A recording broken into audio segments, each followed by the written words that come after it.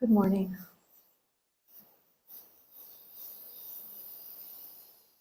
Morning.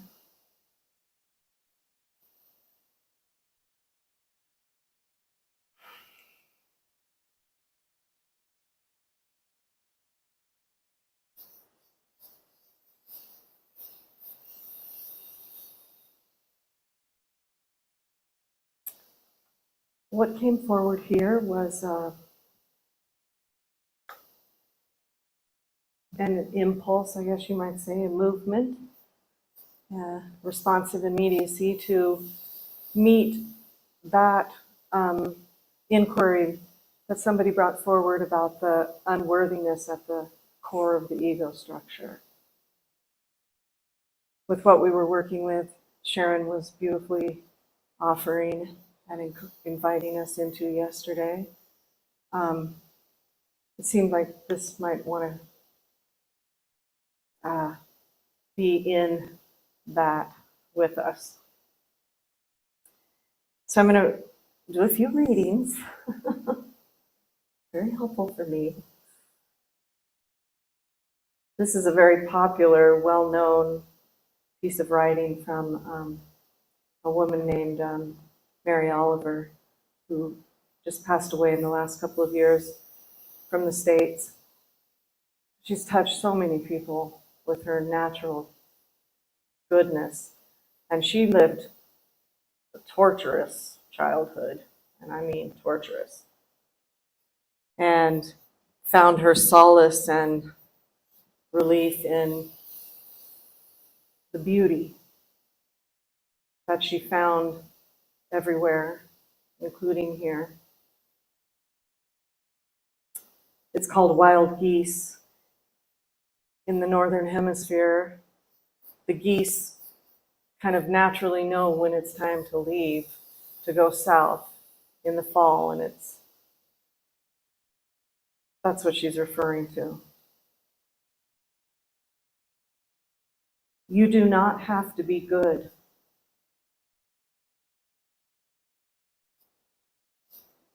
You do not have to walk on your knees for 100 miles through the desert repenting. You only have to let the soft animal of your body love what it loves. Tell me about your despair, yours, and I will tell you about mine. Meanwhile, the world goes on. Meanwhile, the sun and the clear pebbles of the rain are moving across the landscapes, over the prairies and the deep trees, the mountains and the rivers. Meanwhile, the wild geese, high in the clean blue air, are heading home again.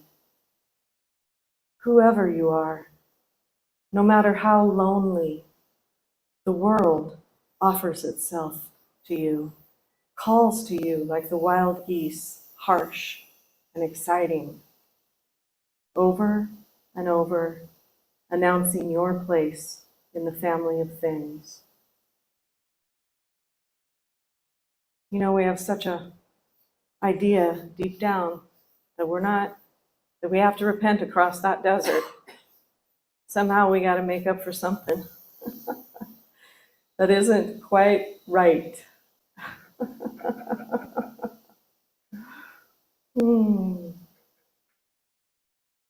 And then I got to wondering, what have I said?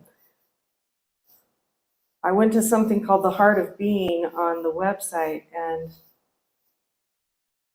that was offered in 2017, and found this. The individual and the collective are fundamentally the same.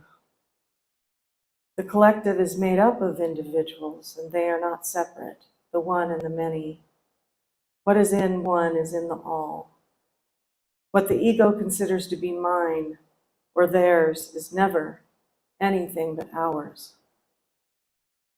The question of worth, unlovableness, is the core of the separate me, that there are parts of us so sinful, so deplorable, so horrific, so unacceptable that we must hide these parts, divide them off, deny their existence. And this leaves us feeling weak, divided, exhausted, ashamed. All of the parts of our being that we deny and resist are treasure.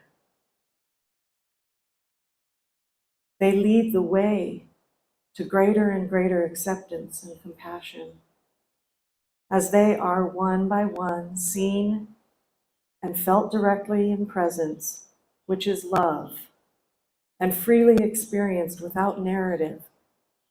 They give way to the lightness of being that is beyond personal identification.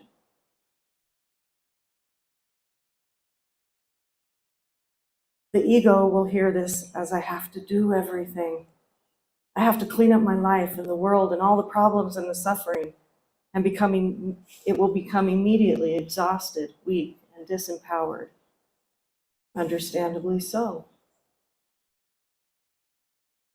With self-realization, one lives, for the most part, in the moment, and the moment becomes the most interesting thing to the attention.